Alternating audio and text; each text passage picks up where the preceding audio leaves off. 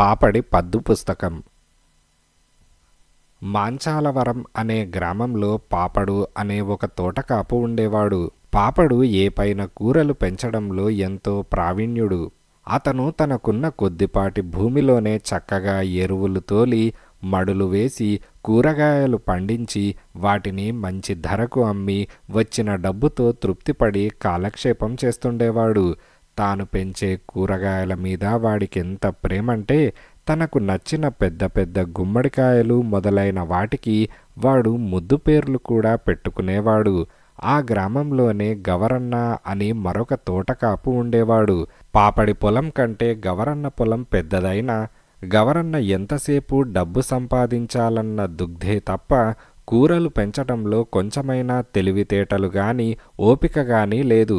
పాపడి కూరలకు వచ్చే ధర గవరన్నకు ఏనాడు పలికేది కాదు. నువ్వు కాస్త చదువుకున్నవాడివి, ఆ పాపన్నకు ఏ చదువు లేదు, కానీ నువ్వు వాడితో సమంగా కాయలు పండించలేవు అని గవరన్నను అందరూ ఎద్దేవా చేసేవారు. ఒక ఏడు పాపడు అద్భుతమైన మంచి గుమ్మడికాయలు పండించాడు. అంత పెద్ద గుమ్మడికాయలను ఎవరూ ఎన్నడూ చూసి ఉండలేదు. పాపడి ఆనందానికి మేరలేదు. ఎంతో ప్రేమతో వాడా కాయలకు ఐరావతం, పానకం బిందె, మహాలక్ష్మి, పెద్దక్క, బంగారమని రకరకాలుగా పేర్లు పెట్టుకున్నాడు.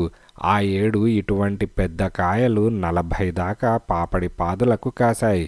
రేపు సంత అనగా పాపడు తన తోటకు వెళ్ళి ఏ గుమ్మడికాయలను కోసి తీసుకుపోవాలో గుర్తుపెట్టుకొని తెల్లవారుతూనే బండితో సహా రావడానికి నిర్ణయించుకొని ఇంటికి వెళ్ళాడు. ఆ రాత్రి పాపడికి నిద్రపట్టలేదు. ఆ కాయలను తన చేతి మీదుగా సంతలో అమ్మటమంటే కని పెంచిన కూతుళ్లను అత్తవారిళ్లకు పంపటమే అనిపించింది వాడికి. మర్నాడు తెల్లవారుతూనే లేచి బండి కట్టుకొని పాపడు తోటకు వెళ్ళాడు. గుమ్మడిపాదుల మధ్యకు వెళ్ళేటప్పటికి పాపడి గుండె గుబుక్కుమన్నది. పెద్ద గుమ్మడికాయలన్నిటినీ ఎవరో కోసుకుపోయారు. పాపడికి మతిపోయినట్లయింది. పిచ్చివాడల్లే పాదుల మధ్య చాలాసేపు తిరిగాడు. తన గుమ్మడికాయలను కాజేసిన వాళ్లను తిట్టుకున్నాడు. అంతలో పాపడికొక ఆలోచన వచ్చింది. 1, 2 కాదు, 40 గుమ్మడికాయలు ఎక్కడికి పోగలవు? పోతే సంతకే పోవాలి. వాటిని తను ఎక్కడున్నా గుర్తుపట్టగలడు. వెంటనే పాపడు బండెక్కి సంతకు బయలుదేరాడు. 1 గంటలో అక్కడికి చేరి కూరగాయల దుకాణాలన్నీ చూడసాగాడు. ఒక దుకాణంలో వాడికి తన గుమ్మడికాయలన్నీ ఒక కుప్పలో కనిపించాయి. పాపడు చప్పున దుకాణం వాడి దగ్గరకు పోయి, ఇదేం పని? దొంగ పని! నా గుమ్మడికాయలను కాజేసి నీ కొట్లో అమ్మకానికి పెడతావా అని అన్నాడు. దుకాణం వాడు నిర్ఘాంతపోయి, ఇవి నేను దొంగతనం చేయలేదు. మీ ఊరి గవరన్న ఈ పూటే నాకివి అమ్మి 10 రూపాయలు పట్టుకు వెళ్ళాడు అని అన్నాడు. గవరన్న ఇంకా తిరిగిపోలేదు, అవతల ఇంకో అంగడిలో ఉన్నాడు అని పక్కనున్న వాళ్ళెవరో చెప్పారు. పాపడు వెంటనే సంతలో ఉండే అధికారి దగ్గరకు వెళ్ళి గవరన్న తన గుమ్మడికాయలు తెచ్చి సంతలో అమ్మేశాడని ఫిర్యాదు చేశాడు. గవరన్నను నలుగురు కలిసి దుకాణానికి తెచ్చారు. ఈ గుమ్మడికాయలు నీవేనని నీకెలా తెలుసు అని అధికారి పాపడిని అడిగాడు. నాకు తెలియకపోవడమేమిటి? నేను పెంచినవేగా.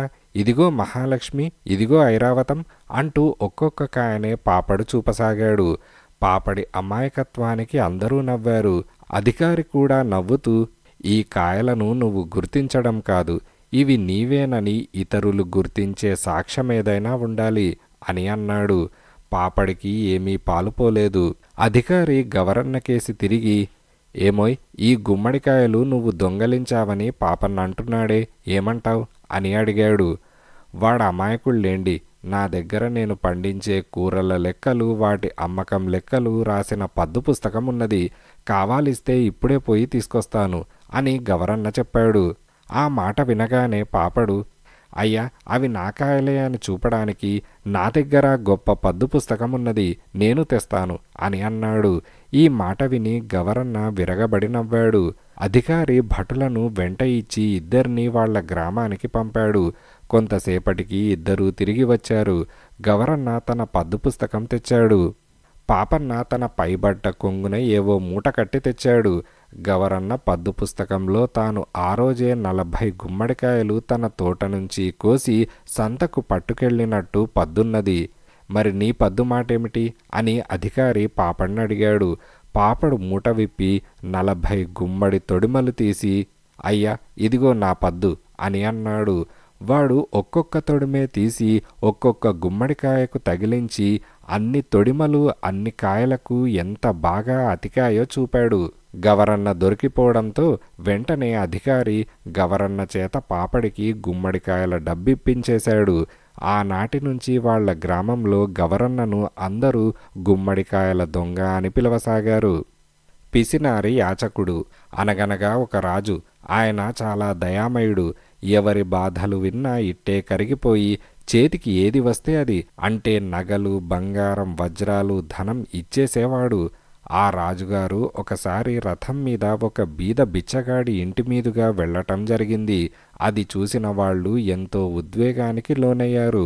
ఆ సమయంలో ఒక యాచకుని పాత్రలో ఒక గృహస్థుడు కొంత బియ్యం పోస్తున్నాడు. సరిగ్గా అప్పుడే రాజుగారిని చూసిన యాచకుడు ఆ గృహస్థును పక్కకు నెట్టివేసి పరిగెత్తుకు వెళ్ళి రాజుగారి ముందు చేతులు జోడించి నిల్చొని నమస్కారం చేశాడు. మహారాజా, బీదవారికి మీరు చేసే సహాయం, అడిగిన వారికి లేదనకుండా చేసే దానం, మీ గుణాన్ని ఎంతోమంది పొగుడుతూ ఉంటే విని ఎన్నాళ్ల నుంచో తమ దర్శనం కోసం ఎదురుచూస్తున్న నాకు తమరిలా కనిపించడం కలో నిజమో తెలియని అయోమయంలో ఉన్నాను. నేనేం మాట్లాడుతున్నానో నాకే తెలియటం లేదు. మిమ్మల్నిలా దారిలోనే నిలబెట్టి మాట్లాడుతున్నందుకు క్షమించండి. నేనేదైనా తప్పుగా మాట్లాడితే మన్నించండి అని యాచకుడన్నాడు. రాజును ఆయన దాతృత్వాన్ని వేణోళ్ల పొగిడినందుకు రాజు రథం ఆపించాడు. వెంటనే రాజు, ఎవరు నువ్వు అని అడిగాడు. అయ్యా, తమరి పాలనలో ఉన్న ప్రజానీకంలో అత్యంత దురదృష్టవంతుణ్ణి నేను. దారిద్రం నా ఇంట్లో తిష్టవేసి నేను ఎక్కడికి వెళ్తే అక్కడికి విశ్వాసపాత్రురాలైన కుక్కలా అనుసరించి వస్తుంది.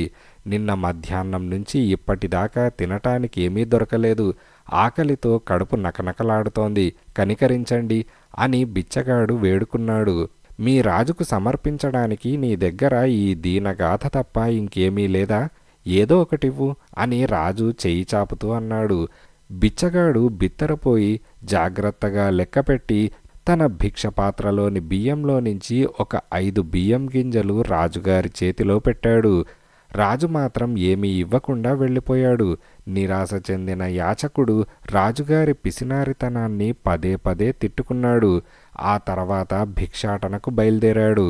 చీకటి పడే వేళకు తన ఇంటికి తిరిగి వచ్చిన అతనికి ఇంటి ముందు ఒక నిండు బస్తా కనిపించింది.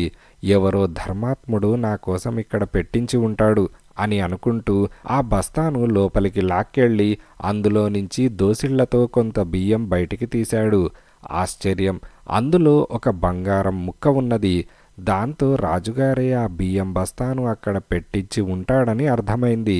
ఇంకా ఏమున్నాయో అనుకుంటూ ఆ బియ్యం మొత్తం నేల మీద కుమ్మరించాడు. అందులో ఇంకా 4 బంగారం ముక్కలున్నాయి. అంటే 5 గింజలకు 5 ముక్కలన్నమాట. ఛీ, పిసినారి రాజు కాదు, నేనే. నా పాత్రలోని బియ్యం మొత్తం ఆయనకు ఇచ్చి ఉంటే ఎంత ధనవంతుణ్ణయ్యేవాణ్ణో కదా అని ఆ యాచకుడు చింతించాడు.